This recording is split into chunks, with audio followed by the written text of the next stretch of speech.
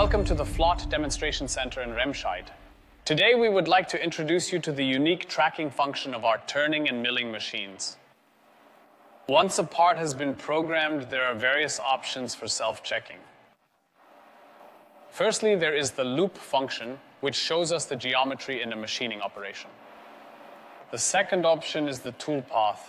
I can use the main menu button, Set Up Toolpath, to display all the toolpaths.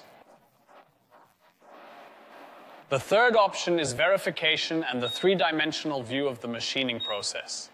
If you have used all three functions but are not yet confident enough to run a CNC program fully automatically, you have the unique option of tracking.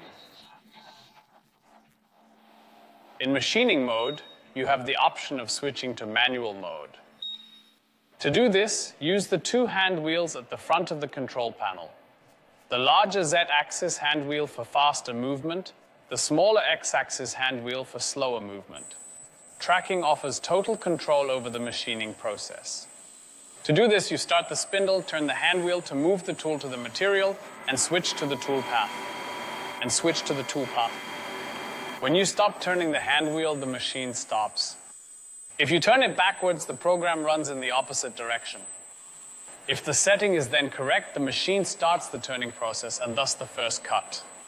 After the first cut, you can continue turning the hand wheel to continue the program. Or interrupt tracking, switch to CNC mode, and let the program run fully automatically. You can interrupt the program at any time and return to manual mode. Tracking is therefore an ideal feature for checking yourself, recognizing dangers, and intervening if necessary. Convince yourself of the great ProtoTRAK control system and view the machine live under tension.